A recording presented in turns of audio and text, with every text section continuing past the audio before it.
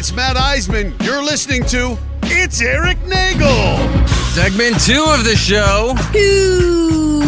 Eric and Jordan here with you talking about television, movies, streaming updates, all the news that is fit to print. And of course, we start off this segment by telling you things that we're watching, that we're enjoying. Jordan, what have you been up to?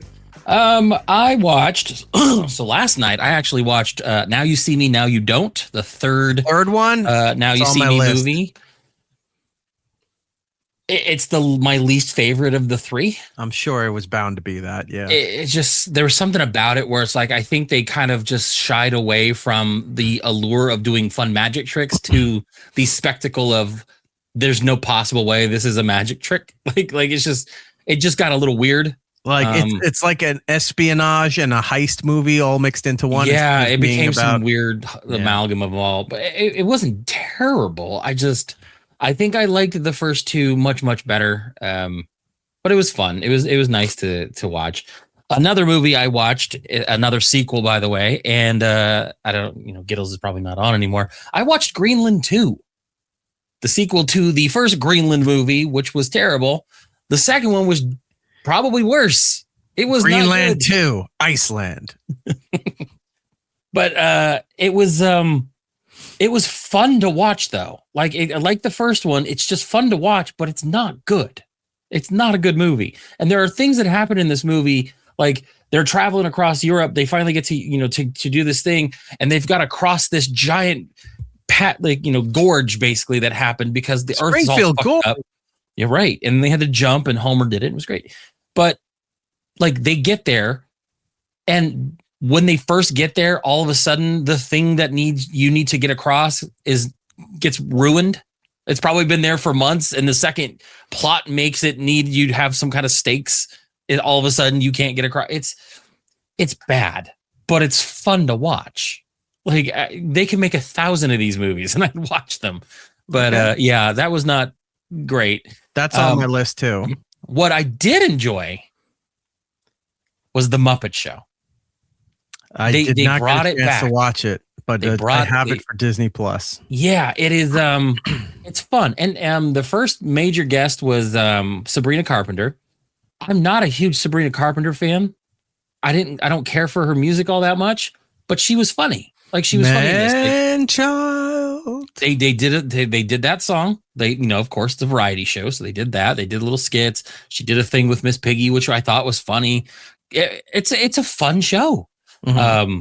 Seth Rogen's in it briefly because he's producing it, and they do a little fun bit with him. I hope they continue this. I think it was fun. It was really a fun. I had hopes for that. Remember the one they were running a network? Oh yeah, I think that was on ABC. Yeah, it wasn't. The concept was there, but it wasn't written well, and it didn't last. I think it was on ABC, and then they did another Muppet Show that was strictly on Disney Plus. I love that one. Was good. That was hilarious. The Swedish Chef cooking segments were with hilarious. Danny Trejo.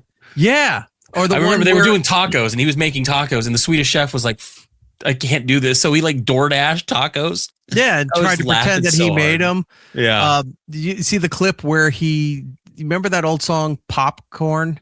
It was from the 80s. It's an instrumental. And he's just he put popcorn, like 9 bags into the microwave, turned it on. And then he's hitting all the things around the kitchen while doing the popcorn thing. And then it explodes at the end. That's what the Muppets was. Yeah. It's mixing in a little bit of current pop culture with the ridiculousness of what the Muppets were. And then maybe an explosion or somebody got hit with a boomerang fish. Well, like every time they tried to do something, the little otter who was a lawyer would come in and like try to like stop it because it wasn't legal. And yeah, that was really, really funny. This is more like the old variety show they used to do in like the 70s and 80s. And it was just, it was a nice kind of callback to it. Right. I hope they continue this. Like right now it's only 1 episode, and I don't know if they're doing more, because when they talked about this, they were hyping up that, we're doing a, redo of the Muppet Show. Seth Rogen's producing, and Sabrina Carpenter is going to star in it.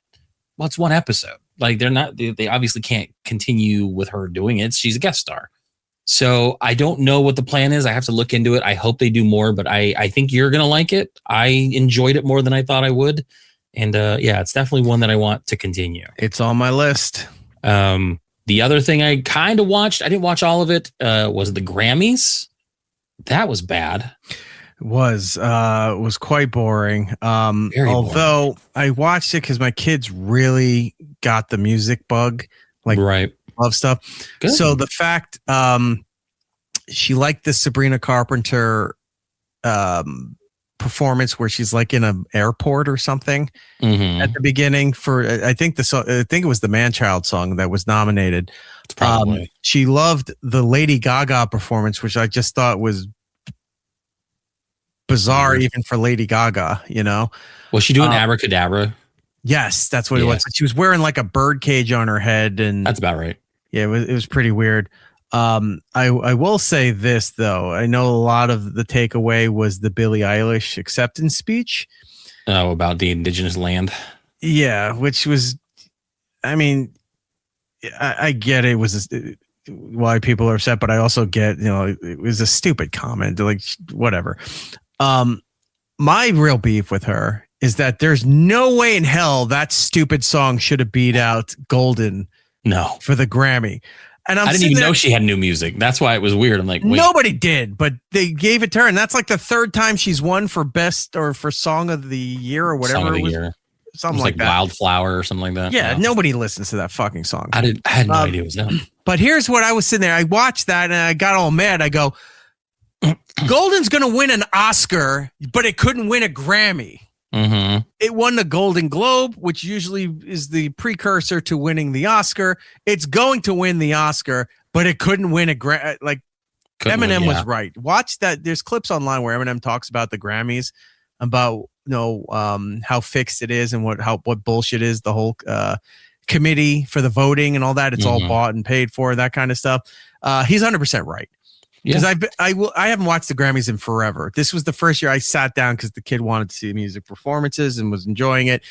And I just was on my phone looking back through past shows and winners and stuff. And I'm looking at the categories. I go, that song won? How did that song? Oh, yeah. This is all whoever politicked hard enough curried the favor. It's weird because it's almost become, like the Met Gala where everyone's dressing up crazy. Like everyone is doing crazy Making stuff. It a spectacle. Yeah. Yeah. So you saw Heidi Klum was wearing some kind of like bodysuit that looked like it was just skin and it was like all vinyl. I'm like, okay, it's not Halloween. And then the big talk of the town was Chappell Roan. Did you see that one? Yeah. She looked terrible in the dress was hanging off the fake nipples that she was wearing. Those were fake. Those were her nipples. Hold on. You're like, hold on. I got to go in. Look. Yeah, I don't care. There was another artist, and I can't. No, sorry, I had to sneeze. Now I'll go look. But yes, there was another artist that wore like a mask. It was all black. It was hanging off her. What?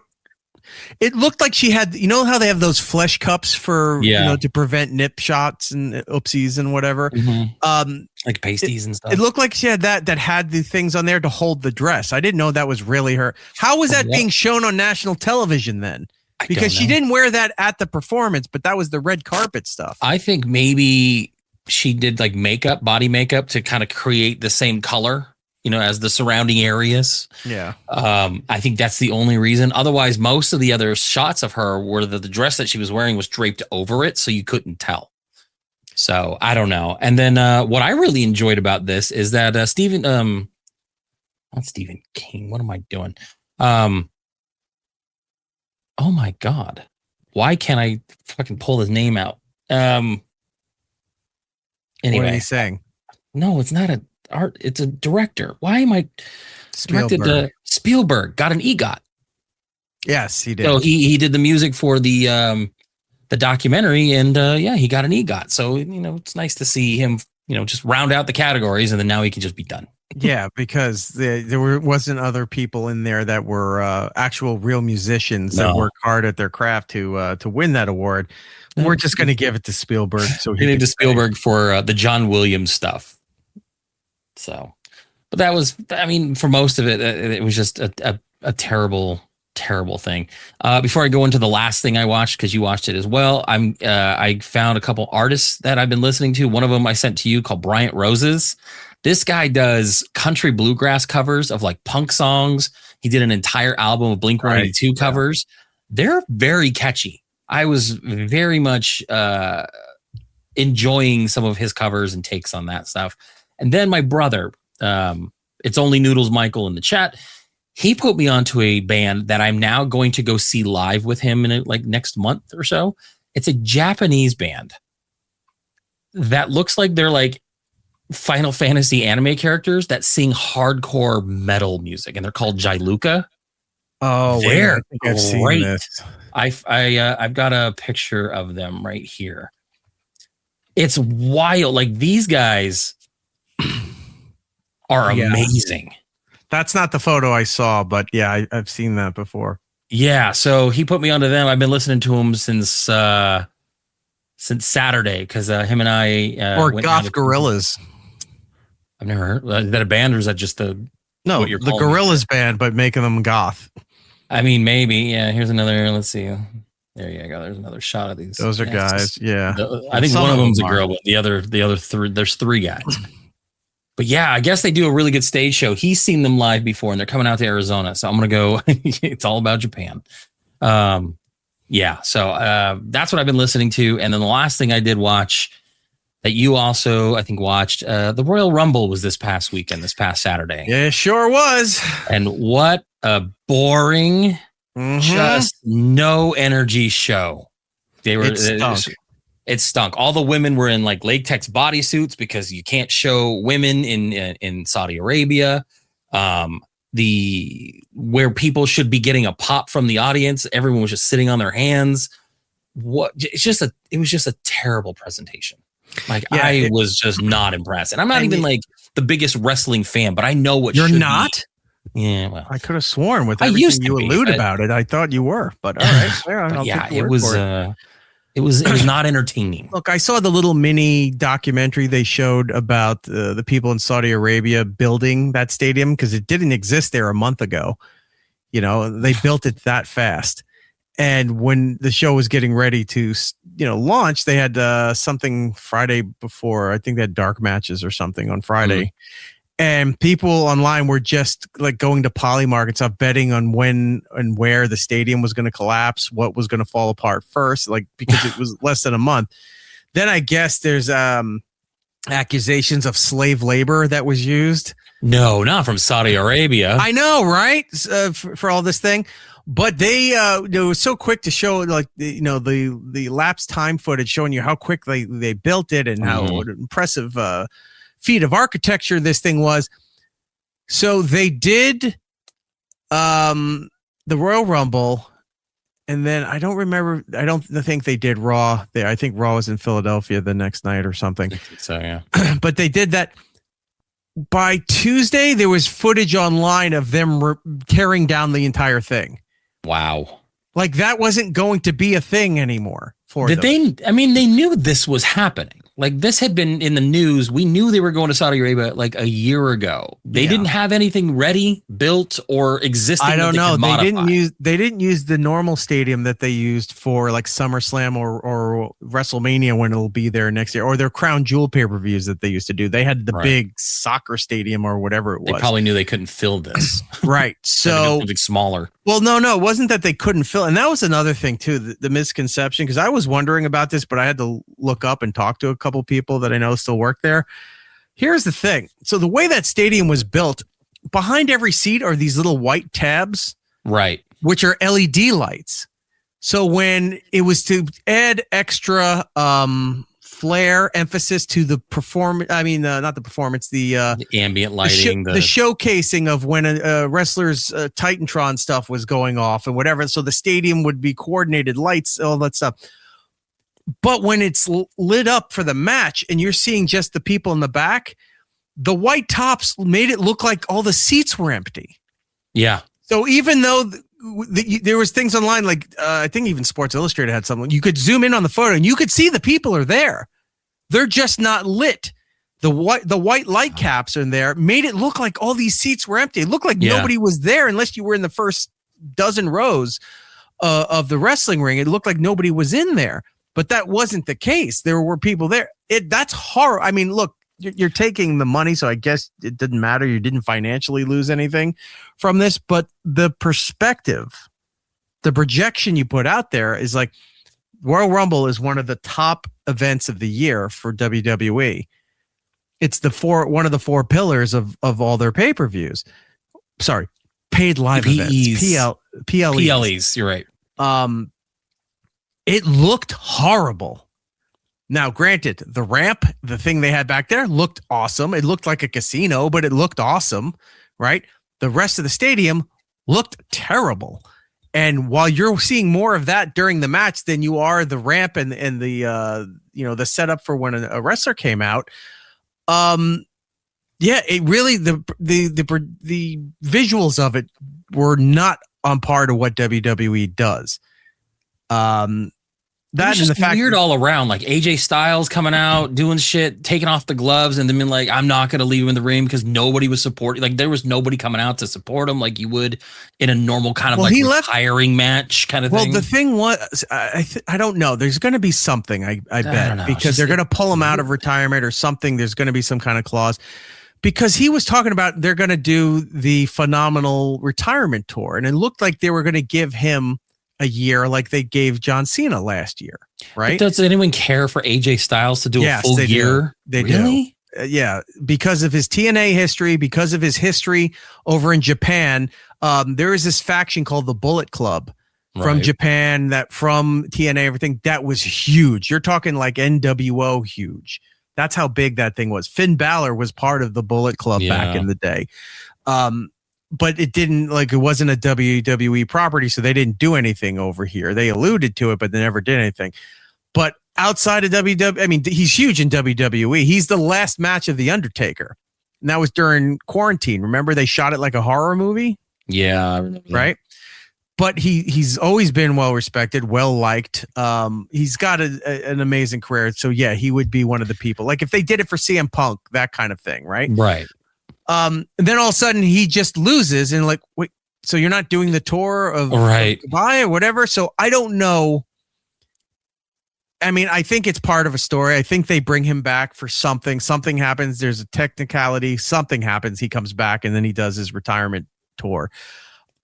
Unless that was one of those last minute changes that they made because maybe there is something physically wrong with him that he can't continue or whatever. I don't know. It just feels like it's a storyline. But outside of that, I didn't give a shit for a lot of the stuff. Roman Reigns winning the Royal Rumble was weird. For that. Was weird. The fact that Joe Hendry was not in the Royal Rumble was a little weird. But then the following week, he won the NXT. He's the NXT champion. So they're giving him a run down there, which is fine. That makes sense. But putting Roman Reigns in a guaranteed WrestleMania main event now, they have nobody on the roster that they can let run with this thing. Right. Yeah. There's no like young talent to build up a little bit. Yeah. No. So they're putting him back in a championship picture. You've got, so you have that, you have CM Punk, who's the world champion currently. Drew McIntyre is the other champion who won off Cody Rhodes. I like Drew McIntyre. I've known him forever. I like him as a wrestler. I don't know if he has that factor to carry the company for a long time. Not knocking him, I just don't know. You know, the audience seems to be rallying behind him now because he's still a bad guy, but when he's kicking the shit out of Cody and other people, the people are going crazy and cheering. So who knows? The Royal Rumble was not that good, but thanks to people who helped out with their VPN suggestions, I'm not afraid to say that, I skirted the thing. I'm not paying $30 a month for ESPN Plus just to watch a WWE pay-per-view. It's not happening. I did see something funny that was actually really funny. Like the women's wrestlers did a fake Power Rangers video where they were all like wearing. Oh, that was good. Bodies. That was funny. Like I thought that was really funny, but because of the bullshit, they can't wear anything. Long sleeves pants. Yeah, it was weird. So, there was something else I was going to say too. Royal Rumble. I don't know. Whatever. It was what it was. Yeah. I saw the Grammys. Yeah, that was about it. Like I was working on a lot of stuff and dealing with the kids. So I didn't really watch.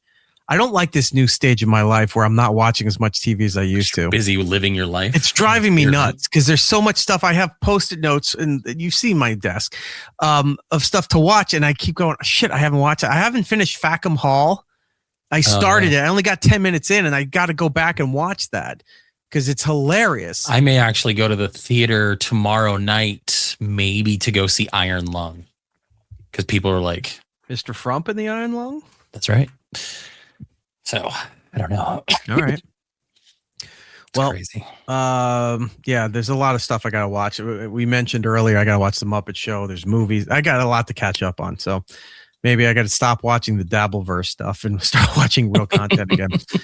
In theaters right now, Solo Mio. What is that? It is a kind of like a romantic comedy with starring Kevin James. He's like in Rome to get married. His wife to be leaves him, and he's stuck in Rome. And he deals with all the people around him trying to find love and deal with heartbreak. Apparently, it's getting good reviews. I haven't seen Kevin James in anything in a long time, so this might be his like way back. James. Have you seen that thing online where there's a guy? Someone looks like him. Yeah, he's a teacher, but everyone's saying no, it's Kevin James. Mm-hmm. Like I don't know what it is. It's obviously Kevin James, but he's pretending to be a teacher, Matt something. He's a math teacher or an English teacher or something. I don't know where that's leading to. It's got to be a long play for some kind of promotional. Maybe it's for this movie. Maybe he was the guy going to go get married in Rome. Remember John Cena was doing shit for a while? That Ricky Stenicki. That movie's funny. When he was doing all that stuff, and people were like, why is John Cena out doing this weird shit? Yeah, and then he did an OnlyFans. He set up an OnlyFans to promote Ricky Stenicki. Yeah. That's what it was. My God, that's so funny.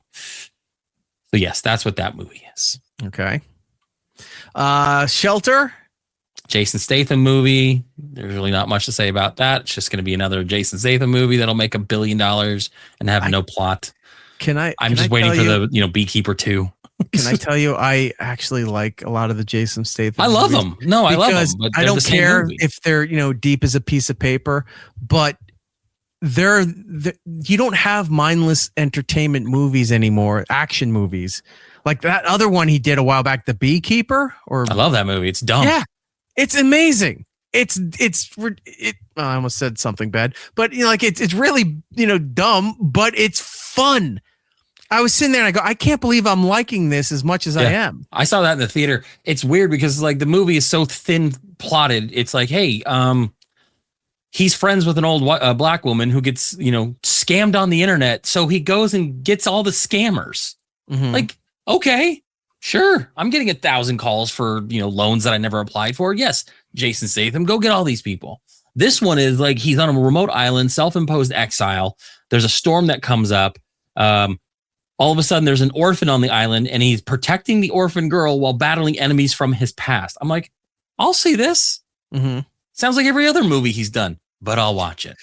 Chris in the chat, his Transporter movies were effing awesome. 100%. The Crank movies. Crank was great. Yeah, I love it. And even when they did that Hobbs and Shaw. No, it was Hobbs and he was cold, so he's wearing a shawl. Hobbs' shawl. It's just Calvin's tiger shawl. wearing a blanket out in the snow. The Hobbs and Shaw stuff, like it was what it was, as a bad spinoff, but he was still enjoyable. He's fantastic in everything. I do enjoy him very much. Dracula. It's just a remake of a Dracula movie.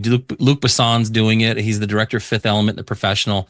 The reviews are mixed. Some people are like, oh, it was awesome, but I think they're being paid to say that. I think most people are thinking this movie's terrible. Okay.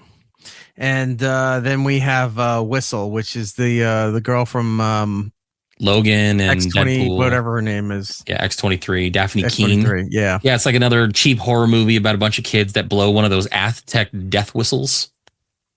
That make those, yeah, and then apparently it's like the blowing the whistle summons their future deaths to hunt them down. It's gonna be one of those it should be on HBO Max soon, and then it'll be good. Okay, I like cheap horror. They make money and they're fun. Look, I'll tell you right now, I'd see these movies when they're on on demand. I'd watch. Well, that'll be next week. Don't worry.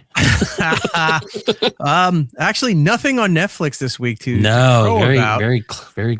But over on HBO Max, If I Had Legs, I'd Kick You. I love that title. It's like a go. I think it's a drama. Rose Byrne stars in it. I think she's up for Best Actress in the Oscars for this movie. I do enjoy Rose Byrne. Conan O'Brien plays her therapist. I had Rose Byrne on the show. I'm trying to remember. I don't know if it was for Get Him to the Greek or something around that time. But having her on, she's lovely. Yeah. Chris in the chat saying Statham was a former dancer. Google the 92 song Coming On Strong and watch him go. It's pretty hilarious. I've seen this video. This guy is basically like rapping or singing in the front, and in the background is Jason Statham in a tiny, tiny golden Speedo, oiled up with baby oil, just dancing. It's the best video you'll ever. Fine with me. He was also in the Expendables, right? Oh yeah.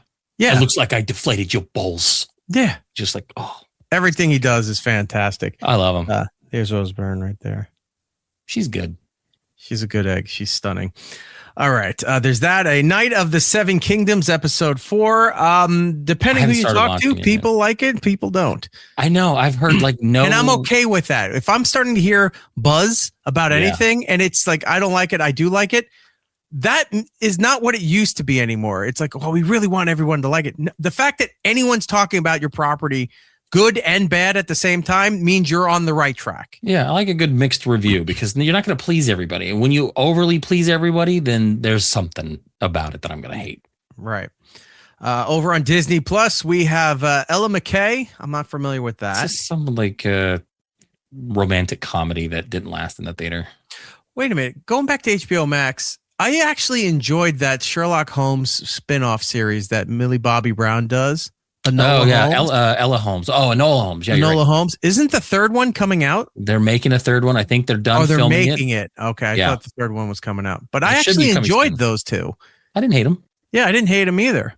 And then there was, I think Sherlock was played by Superman. Yes, because it's her brother. You're right. He was. Yeah, and I'm like, wasn't in there. You always hear this rumor time to time that Robert Downey Jr. is going to make a third Sherlock Holmes movie. I heard that this week. That's funny that you even brought that up. Someone was saying it again. I hold no credibility to it until I see otherwise. I didn't hate the first two. I didn't hate them either. It's no Dr. Dolittle, but yes, he does fantastic in those. And also on Disney Plus, The Muppet Show, which I want to go back. Do they have the old archives of The Muppet Show on there? I haven't looked, but I probably should go check. Because going back to those times, I have the DVD set. But I love going back time to time and throwing on random episodes just to see what nonsense they're doing on that show. And I used to love the old Muppet Show. Over on The Cock, known as Peacock, big weekend for NBC. I'll just say this because you've got the Olympics, which already started. Did it? It started yesterday. Oh my God. Opening ceremonies is, as we do this show Thursday, Friday as this comes out, opening ceremonies, 2 p.m. Eastern, Friday, live, right? Which will be 11 a.m. not your time, West Coast time, 11 a.m. But there's going to be a replay. This is what I don't like. Whenever they're in weird time zones, NBC used to not show the stuff. They would record it and then chop it up and do these hatchet jobs to show it in prime time. And you'd be sitting there, unless it was hockey or the biathlon. No. They never showed that. I'm talking about the big things: hockey, track and field, women's gymnastics. That stuff, you would see those things almost in their entirety. Everything else, they would be they'd show you a little bit and go, okay, we're going over to here now. It's like, how about just leave that on? Yeah. And put it on there. Here's what they're doing. You get to watch it live on NBC, or if you got the Cock, you can watch it on there at 2 o'clock, stream it there. But the encore, which is enhanced for American viewing, that's what's the caption for it, at 8 p.m. Eastern, nationally on NBC here in the United States, which I don't know what that means. They're just going to add so much filler shit like they do with the Today Show. It's like, hey, let's go around because they show town. less of those Jago bastards. Something. Who knows? They're in Italy. So yeah, you got the Olympics. It's technically has started, and we already won a gold medal yesterday. Apparently, what the fuck? I forgot. In what? Google real quick for what it was. It was something. Oh my ridiculous. God! I don't know if it was like ice dancing or something dumb. But we already won a gold medal. The opening ceremonies are for Friday. And this is going on from, I guess technically the 6th of February to Sunday, the 22nd. So the next 2+ weeks, we've got Olympic coverage if you want to watch it or not. Somebody in the chat is saying we won a gold medal for curling. Is that what we won? Yeah, we're good at throwing stones. I don't know if I trust the chat for that. I'm looking, but I mean, I would believe it. It just seems like a stupid category. Quivapa, however you pronounce the name, you're new. Welcome here. Subscribe. Hit the like and subscribe button if you're new here. Please do that. Consider a membership, but you don't have to. But at least subscribe to the channel. You'll be glad you did. So yeah, so we got a lot of Olympic stuff coming up. A lot of controversy around the Olympic stuff already because of what happened to Savannah Guthrie's mom. Yeah, down in my area. Being kidnapped the other day. And she's supposed to be, because she's one of the main anchors of the Today Show. They're all supposed to be over in Italy for the next couple of weeks doing stuff. She didn't go. The co-host, her main co-host, Craig, I forgot his last name, was supposed to be over there too. He didn't go. And NBC announced either yesterday or the day before that they've upped security for all NBC televised personnel. Mm-hmm. So like there's like presidential level security for like Al Roker, all of them all have these people around. Who's the guy? Tom Yamas, who took over for Lester Holt for the nighttime they all have essentially their own secret service around them right now while this thing is happening, especially over in Italy as well. Anyway, so a big weekend for NBC and Peacock with the Olympics, but then on Sunday, anybody's won any medals yet. I saw it today on television. No, as of now, as of 2 hours ago, no team has won any medals. I'll look it up and I'll tell you. Hold on. And then on Sunday in these United States, on this planet we call Earth, it's the Arsenio. No, 6:30. Yeah, we should all do. I would love to find that guy and have him redo that intro for us. Oh, that'd be great. Super Bowl 60 is taking place at Levi Stadium. Is it San Francisco proper? Yeah, they're playing. No, it's Santa Clarita. Santa Clarita, thank you. Which is outside of. But it's where the 49ers play. Correct. Levi Sunday, Stadium. 6:30 p.m. starts the cover. I mean, it's going to be dreck for the hours leading up to it with nonsense padding. But 6:30, I guess, is technically when it's happening. You've got the Seattle Seahawks versus the Patriots.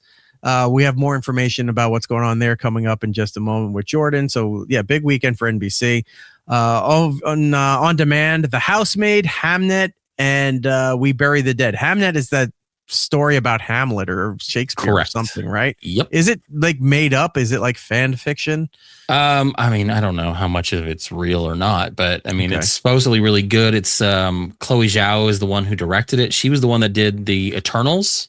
Okay. Which, not her best effort. It's not a great movie. So bad that Marvel decided to forget it even happened. Yeah, we're not going to talk about it. But yeah, so she directed it. She's done better movies. So like Hamnet is actually something I've been wanting to watch. I just didn't want to go to the theater for it. So. The Housemaid is the Sydney Sweeney movie, right? It's the Sydney Sweeney movie based off a book. And then We Bury the Dead is a zombie movie starring Ray Skywalker.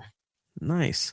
Next week in theaters, we have Good Luck, Have Fun, Don't Die. I love that title too. Me too. That one looks like a fun movie. Cold Storage, Goat, and Wuthering Heights. Yep. I didn't want to read that book in school. Why am I going to read it now? I watch a movie on it now. Exactly. It's like, hey, do you want to watch All Quiet on the Western Front? No. I have no interest. But we got to get to all the entertainment news. But before we do that, Jordan has some advice for you. I do. If you're looking and thinking about starting a podcast or looking to grow one you already have, you need a platform that's simple, reliable, and built for creators. We do? Libsyn is an original home for podcasters. They offer rock-solid hosting, intuitive publishing tools, and IAB-certified analytics so you can finally stop guessing and start growing. Libsyn is an independent platform that puts creators first. Understand your audience and build your show with confidence. Sign up at Libsyn.com, choose the plan that fits your needs, and use promo code It's Eric Nagel at checkout for your first month free. Do that. Start your own show if you don't like our... Wait, don't do that. Do all the things he said in those words that I tuned out. Go do that right now. Here's Jordan with the news. What a way to start segment 2. I hate having to do this. But we lost probably one of the greatest actresses in my lifetime since the 70s. Growing up with her in various properties, we lost Catherine O'Hara, star of Schitt's Creek. She was 71 years old. People know her from Beetlejuice, Schitt's Creek, Home Alone. My favorite properties were like Best in Show, The Mighty Wind. She was huge with those movies. She was Sally in Nightmare Before Christmas. Exactly. We've lost 2 characters from Lock, Stock, and Barrel because we lost Paul Rubens. So. Yeah, it's sad. I was kind of really bummed out about this one. Like that one, I don't know why it caught me off guard. I mean, she was 71, but you just don't think of them being. There are some people that just kind of resonate. Yeah, with you. Not maybe for a nostalgic reason, but maybe for something that's kind of always been there with you as you were growing up or through most of your life. She's in so many properties that we've all loved and enjoyed. And she's not one of those people where you go, oh, she's in another movie. You never thought that about her. You were always glad. It's like, oh, that's kind of cool that she's in there. Even though Beetlejuice 2 stunk, you're like, oh, that's cool that she came back to do it. Like, I didn't hate it. She was great. But but I'm like, it's not like it was beneath her. Yeah. And I saw an AI generated piece of art online that actually was very touching. It was her running through the gates of heaven and jumping into the arms of John Candy, giving her a hug. Oh, yeah. I know. I've seen stuff like that and it hurts. Subdivision's also mentioning SCTV, which, he's right. That was great. Canadian SNL. Like, it was just such a great show. Every time I think of John Candy with SCTV. Gene Levy. No, it's the time where like they would be sitting there with something and they do whoa like that thing. I love that stuff. Yeah. This past weekend, the Westminster Dog Show that happens every year, they did a nice little tribute to her. Her character from Best in Show, Cookie Fleck. They did this right in the middle of the show. They did Catherine O'Hara. Oh, yeah. She was Best in Show. I adored her. Like, she's great. So I restarted watching Schitt's Creek just to see her on screen again. So we lost a good one, Catherine O'Hara. Dead at 71. This had nothing to do with Catherine O'Hara other than she was in the movie A Mighty Wind. But whenever I think of A Mighty Wind, I always think of the band Harry Shearer was in, where they would just go, eat at O's? Oh. And they would just sit there for the pause, like everyone's supposed to get the joke, and then they go back and do their bluegrass thing. I haven't seen that movie in forever, too. Maybe I'll go back and watch that. Those are good. But Godspeed, Catherine O'Hara. I know. Like we talked about, Super Bowl 60 is this weekend, Sunday, February 8th. Live from Levi Stadium in Santa Clara, California. The Seattle Seahawks will take on the New England Patriots to be probably the most boring Super Bowl we've seen in a long time. Seahawks made 3 Super Bowl appearances and have won 1 Super Bowl, defeating the Denver Broncos in 2014, which made me happy. I hate the Broncos. The Denver Broncos. Oh, you just I would think owning the Denver Broncos would be nice. Oh, Marge, you just don't understand football. The New England Patriots hold the record for the most Super Bowl appearances at 11 and have won 6 Super Bowl championships, tying them the Pittsburgh Steelers for the most NFL in history. The most recent was defeating the LA Rams in 2019. I don't care. I don't care for either team. And it's not me being mad that the Chiefs didn't go far or they had a bit shitty season. I think it's going to be boring. And I'm not even like caring about the halftime show. I can care less about Green Day opening up. Most of the commercials I can see online. I think this year may just not be one of those ones I care about. I'm inclined to agree with you because remember how we've talked in years past that, it was always that thing around, people who don't watch football will still watch it for the halftime show, and people who don't watch football will still watch it for the commercials. And then it got to be in the last several years that it wasn't even a matter of watching it for the commercials, because they were all being released the week before on YouTube and social media.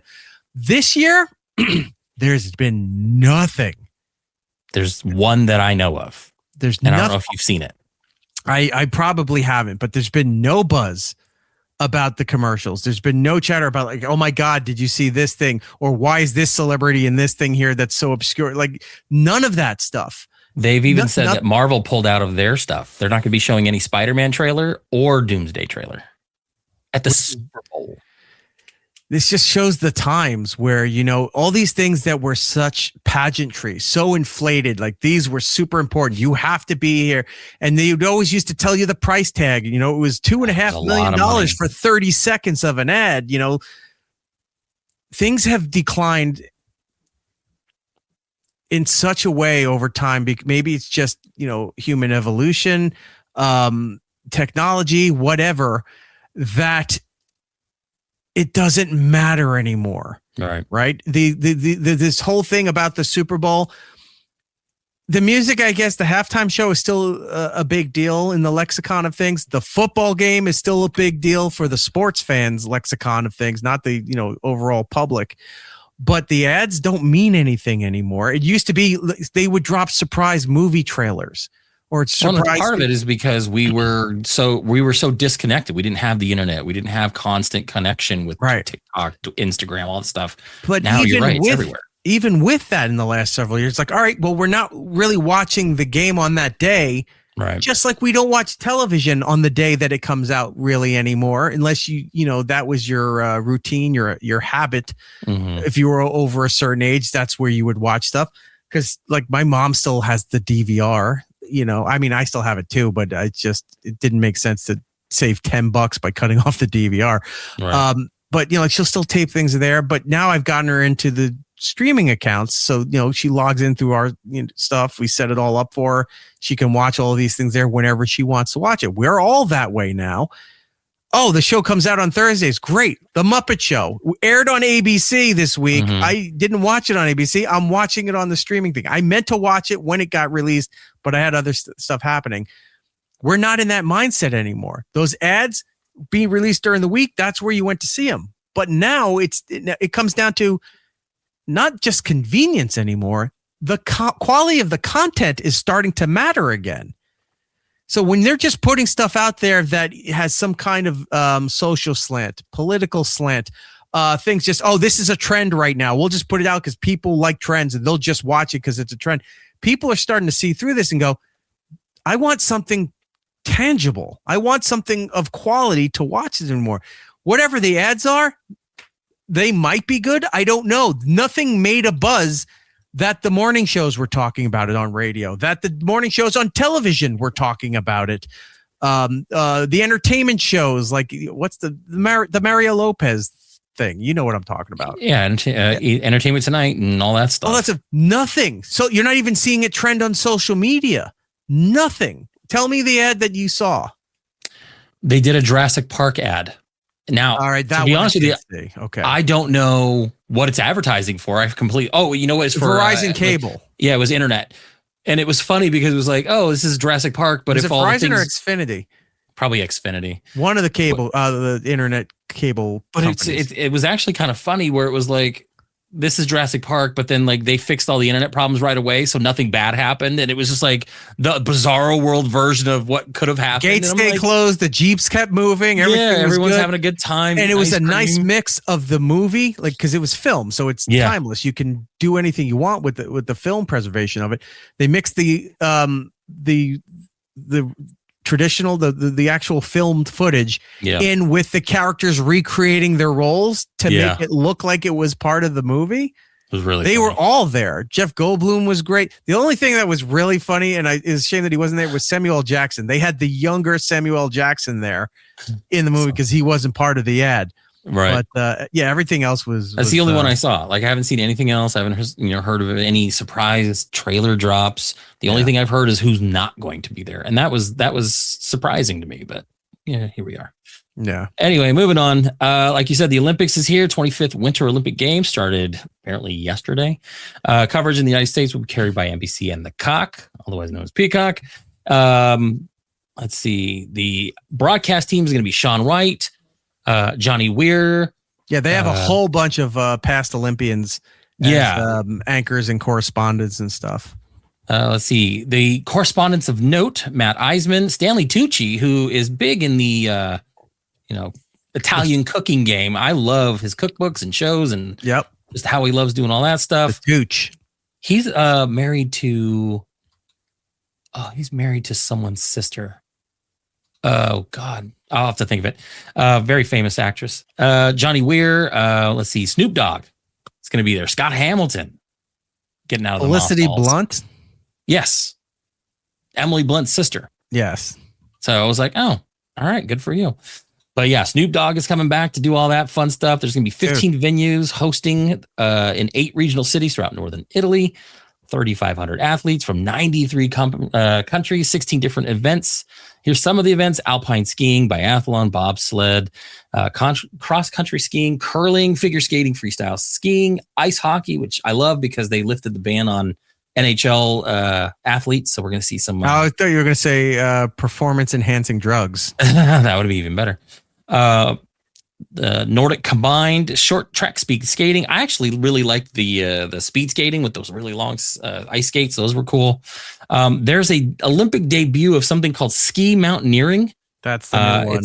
They're calling it skimo, which is stupid.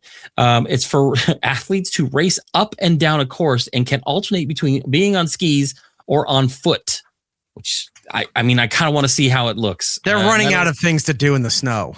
Remember the summer games we were talking about incorporating paintball into kayaking? Yep.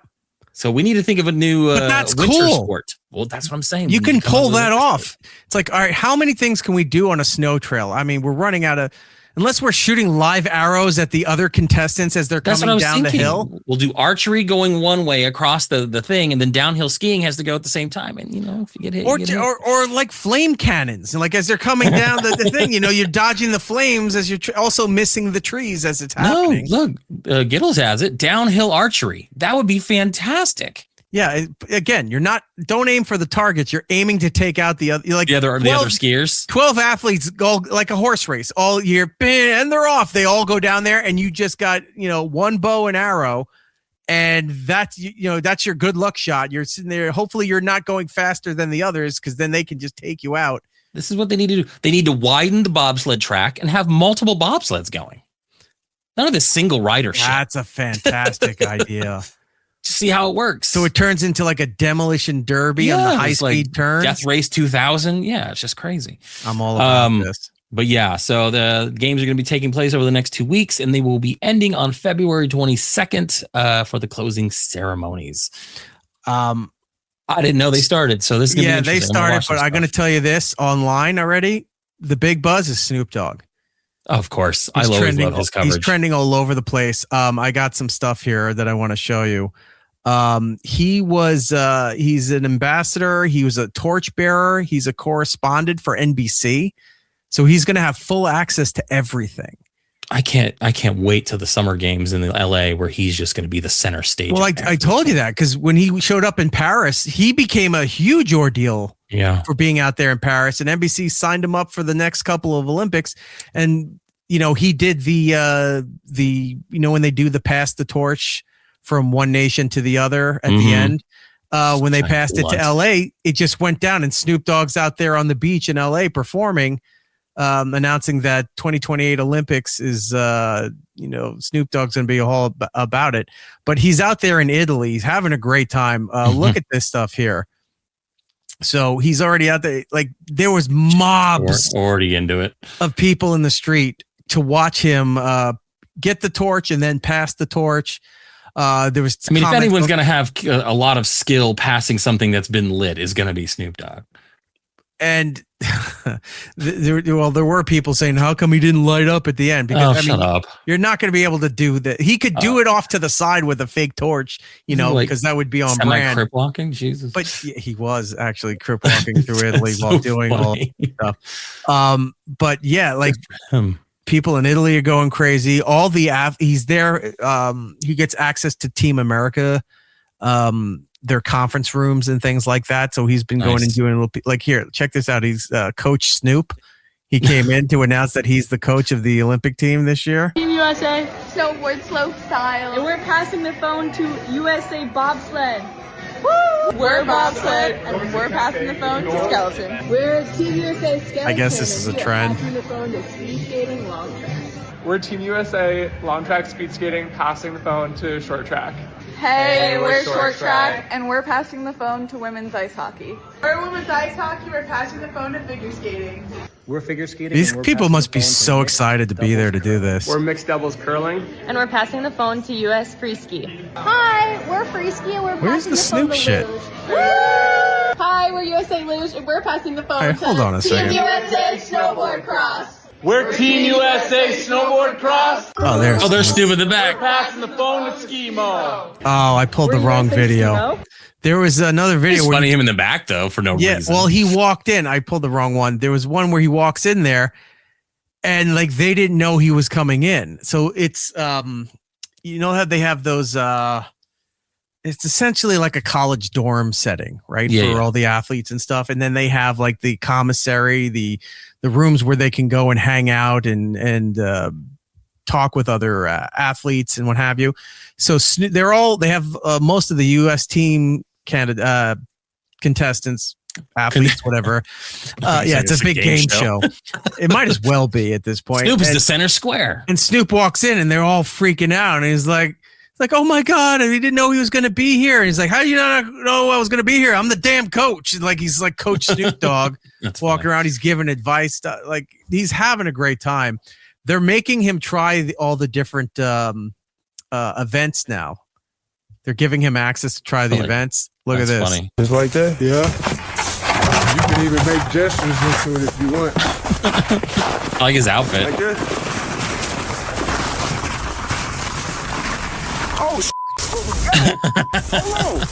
Oh, he's gaining speed.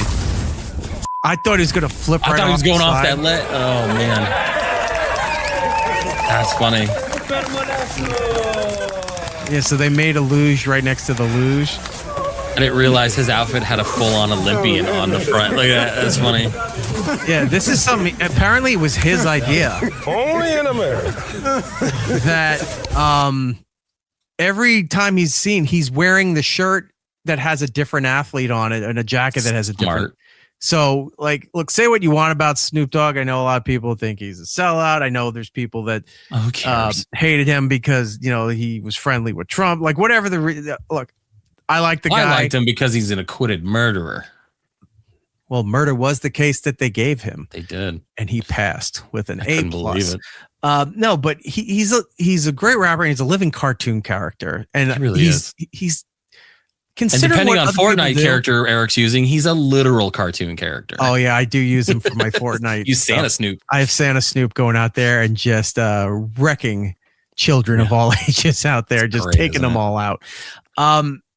Him doing all of this stuff, he has nothing that he needs to accomplish.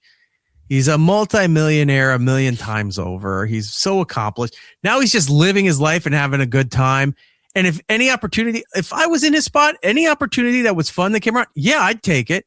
He's at the Olympics. Why would Snoop Dogg be at the Olympics? But it's been fun to watch. Do you want to know something funny? This is just a side tangent. You were saying like wrecking kids in Fortnite. Mm-hmm. So I was celebrating the kid's birthday this past Sunday, and I took him destroying them in Fortnite. That's I took him to like main event, or it's kind of like just bowling and all this stuff.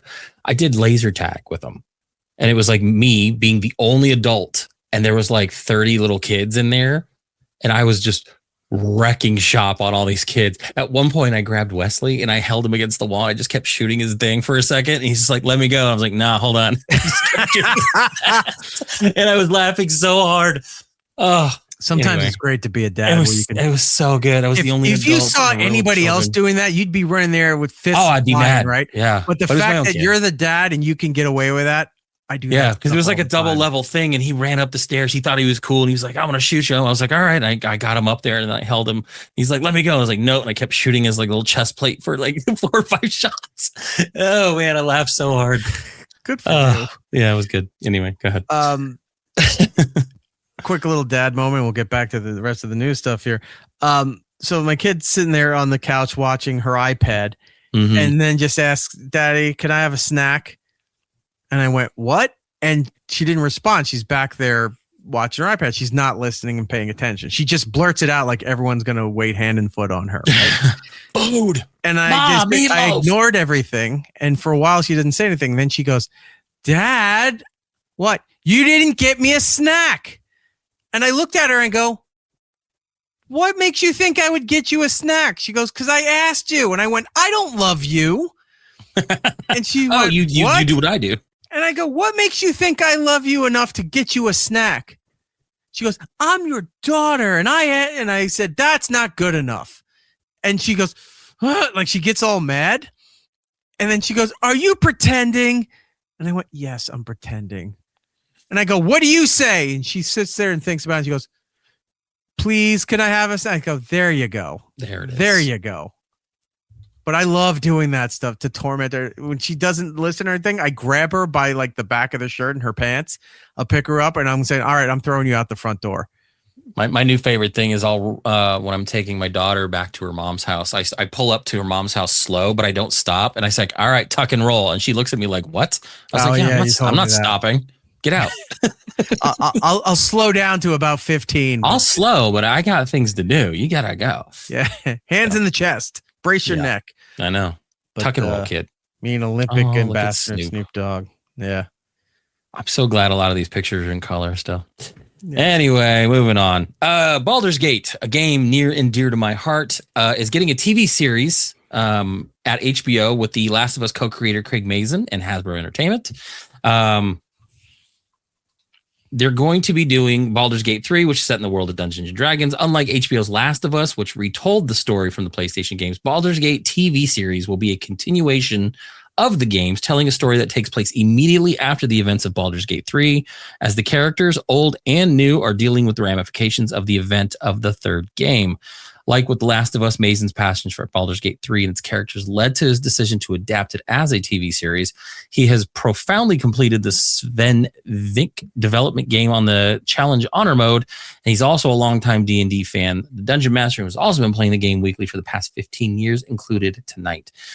He's quoted saying, "After putting nearly 1,000 hours into the incredible world of Baldur's Gate 3, it's a dream come true to be able to continue the story that Larian and the Wizards of the Coast created. I am a devoted fan of D&D in the brilliant way that Sven Vinke and his gifted team adapted it. I can't wait to help bring Baldur's Gate and its incredible characters to life as much as respect and love as we can. And I'm deeply grateful to Gabe Morano and his team at Hasbro for entrusting me with this incredibly important property." I am excited for this and also wary of this because I love the game so much. There's multiple ways to end this game. So now I'm wondering if you're going to continue it after the ending, what ending are you doing? And are you continuing with certain characters? Some characters die off in the game if you don't do certain things. Some characters survive. I don't know if I like that. You didn't take care of them and they can't take care of themselves. The game is so branching in the way it tells its story. Like if you don't go do something in a certain amount of time, you don't meet the character right away. You meet a character later. It's such a great game. It's one of my favorite games to play. This worries me, but I kind of still want to see it on the screen. So we'll see. I know he created The Last of Us for HBO. The first season was great. The second season sucked. So like, I really don't know how they're going to do this, but I'm going to be cautiously optimistic. So, Okay. Netflix, Stranger Things Tales from 1985. Netflix put out a teaser announcing Stranger Things animated spinoff set in the winter of 1985 between season 2 and 3 of the main show, following Eleven and her friends enjoying a peaceful life in Hawkins until a new mystery emerges from beneath the snow, forcing them to investigate strange occurrences and save their town from threats not directly from the Upside Down, but requiring their usual bravery and teamwork to solve in this more contained D&D style adventure. It comes out April 23rd. I don't know. I watched the trailer. I think they're just trying to capitalize. I think they should have released this years ago, maybe between seasons 2 and 3. Mm-hmm. You know, instead of after everything's said and done. How do you introduce new characters that just don't exist anymore or exist here? Why do you care at this point? The more time that goes past and the more you find out about the operations, like that documentary they put out, I only got about halfway through it, and it does not paint any of this in a good light. Like, it's like, why did you release this? I guess they didn't care. The series is over. Who gives a shit? But a lot, and there's scenes where the cast gets their final scripts, and they're looking, and you just see expressions on their face, like. I've heard rumors that the second the NDA is up, some of the cast members are going to speak out against some of this shit. Yeah. It just shows you how poorly planned all this was. There's scenes where they're having creative meetings with scenery people and costume people, and they're asking the showrunners, and it's like, well, what, you want this? What are we looking to do here? Well, we're looking to do this. All right, how does it go in the script? Well, we haven't wrote that part yet. They're admitting in these meetings that they haven't written the scenes. They're telling the creative team to develop for them. And you're looking at all this, it's like, this has been nothing but poorly made decisions. Right. From people that were either not as creative as you thought, or this was way over their head and they couldn't put all this together. Then you see this trailer here. The only good thing about that trailer is Will's not in it. So fantastic. Hopefully, I was like, oh, cool. Maybe they decided that he's dead. Oh, no, this is in between seasons. So he's somewhere. But he wasn't important enough to put into the trailer, which gives you a little bit of hope. Well, they're still animating his bowl haircut. Whatever. Yeah. Don't care. Not too happy about that. The next Fast and Furious movie got a title and a release date. Universal announced last Friday that the forthcoming sequel to the racing series is titled Fast More Forever. Furiouser. Furiouser and Furiouser. It's going to be called Fast Forever. And they set a release date for March 17th, 2028, which is about 3 years after where it was supposed to release. Okay. So it follows the previous installment, director Louis Terrier's Fast X. That came out in 2023. Vin Diesel wrote, "No one said the road would be easy, but it's ours. One that has defined us and become our legacy, and a legacy last forever." March 17th, 2028, Fast Forever. The last movie was supposed to come out spring of 2025. It got delayed. Universal has yet to share details on who's making the movie, the cast, or the plot of this last movie. I think the last movie did so bad that they're kind of rewriting how they were supposed to do it. So I don't know if Momoa is even going to be part of it. What if the teaser for this is like, remember that Simpsons episode where Homer's back being a kid in high school and Abe is telling him, and he's like, oh, it's like, you're not with it, man. He goes, oh, I was with it, but then they changed it was. And it's like, now it's weird. It is weird and scary to me. And it's like, it'll happen to you. And then it just cuts to Vin Diesel's character. What's his name? Dominic Toretto. Dominic. And he goes, no way, man. We're going to be fast forever. And then it fades back into him. Digital Paul Walker in the backseat just saying forever. Yes. And that's what I'm saying. He realizes Paul Walker's dead. His family has been kidnapped. Or what if it is Fast Forever and it's just a complete bait and switch? Like within the first 5 minutes, he's out there having another race, and gets into a horrible crash. And the rest of the movie, he's been in a coma the whole time. No, the rest of the movie is him paralyzed in a wheelchair and just dealing with clinical depression and anxiety for the rest of the movie, and just wants to end it. And then he's a paraplegic. He's a paraplegic. So the next series of movies is him racing people in hospitals in his wheelchair and playing like that basketball game with the wheelchair. Or he's got the rope and handle from like jet skiing on the back of Ludacris's car, and he's skitching down the 405. Oh my god! Fighting crime somehow in a wheelchair. All right, move on. Can't wait. This one I'm bringing to you. I don't know if you've ever heard of this. Someone brought it up in the chat earlier. There's a game called Exit 8. Well, they've made a movie about it. It's basically a man is trapped in an endless subway corridor in a video game film adaptation. Wait a minute. I think I've played this game. Do I have? You keep. I don't know. They just put out a trailer for it. The film will be released in theaters nationwide on April 10th. Directed by Genki Kamamura. The Japanese thriller brings the video game to the big screen, adapting the game's premise. A man. It's all about anomalies. So the man is trapped in an endless subway passageway. He must find exit 8. The rules of his quest are simple. Do not overlook anything out of the ordinary. If you discover an anomaly, turn back immediately. If you don't, carry on. Then leave from exit 8. But even a single oversight will send him back to the beginning. Will he ever reach his goal and escape the infinite corridor? So yes, they have adapted a movie on an anomaly game, and I knew you would enjoy this because this is exactly the shit that we are going to be seeing. Yes, the anomaly stuff is interesting. I didn't play this game, but I've seen speed runs of this game. Yeah, and I've never heard of that until I saw the trailer. I was like, oh, interesting. Ladies and gentlemen, Girk is in the building. Hello, Girk. Hello, Girk. And we're going to end tonight with a nice little shout out to next week's show. Our pal Lisa Correo is releasing a new comedy special called Acute Crisis.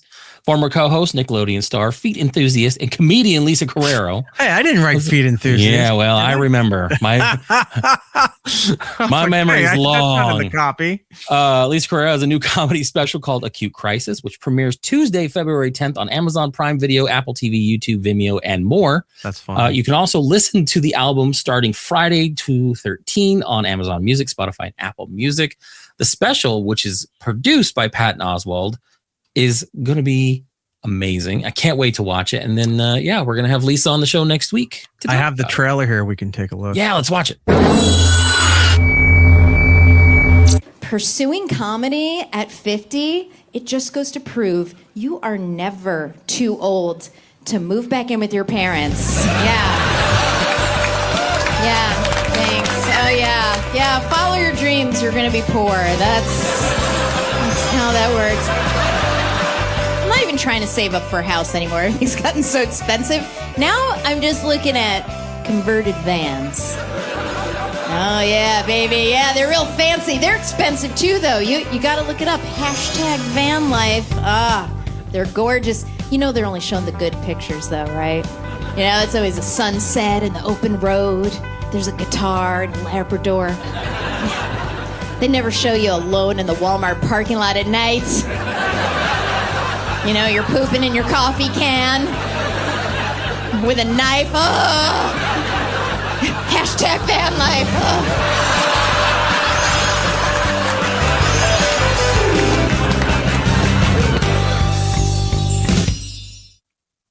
Very cool. Yes, so she'll be on next week. It'll be fun to talk to her about that. Yeah, and Luby will be here too, I believe. Nice. So we'll have that going on. All right. Next week's show. It's going to be great. It has been a banner event of a show. Double bookings, all kinds of stuff. Double bookings, double show lengths. It's been all kinds of fun. Well, 20 minutes of that show length was just between the show tomfoolery. It was. That most of you guys will see on the vertical because we leave that up. Yes, because who cares about the vertical? Who cares? It just gets the channel numbers up. That's all we care about. All right. We do need to do the plugs. We got to get out of here. And as always, Jordan, our nation's eyes turn to you. X, Instagram, YouTube at Jinx Ronan, Twitch, Jinx Ronan 79. If you've got an Amazon subscription and you're using your Prime special stuff for Twitch, go to our channel. It's Eric Nagel. Use your Prime membership to hook us up with another subscription. Cost you nothing extra. You're already paying for Prime. You're already buying all your lube and all that weird stuff that you're doing over on Amazon. Help us out. Re-up every month. We appreciate it. All right. If you're going to come to me, oh, yes, you did. Follow me and the show on all the social medias at It's Eric Nagel. If you're listening on the iHeartRadio app, do us a kindness, put us in the #1 position for the presets. If you're on Apple, Spotify, any of those fine quality platforms listening to the podcast version of the show, please go over there and leave us a positive review. It does help out the program. And if you don't, will know. You can join us live each and every week as we do this show in YouTube and on Twitch at It's Eric Nagel. We got memberships going on right now for the YouTube channel. It's not that much. It's like $5 a month. You get access to the archives. You get access to the Would You Where is it? Come on, bring it up. Just trust me, it's there. The Would You Kindly show is available behind that paywall. And we've got some bonus material that will be coming as we can get it done.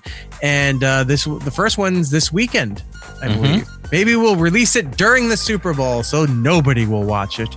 But it will be there this week. It's a look back at an O&A particular event. And we have a special guest that is joining us for commentary on that stuff. So go and subscribe if you haven't already. Yeah, we got old stuff. We got new stuff. We got borrowed stuff. We got something blue. Someone got, well, no. Yeah, we do have blue. Look at you. Ew. I know. Ew. Show. Ugh. All right. Why does it do that? I hate that it shifts the camera like that. All right. Until the next time, everybody. Be excellent to each other. And we'll be seeing you. It's Eric Nagel. Well, I gotta go, guys, but remember this. You can walk a mile in a man's shoes, but to get inside his head, you'd have to get really small and crawl up his nose. Alas, we're out of time. Follow It's Eric Nagel on social media platforms. For ways to watch and listen to the show, or join us for the live shows, head over to itsericnagel.com. Yo, and remember to tell 2 friends so they can tell 2 friends, and they can tell 2 friends, they can tell 2 friends, they can tell 2 friends. You get the idea. Keep it real, homies.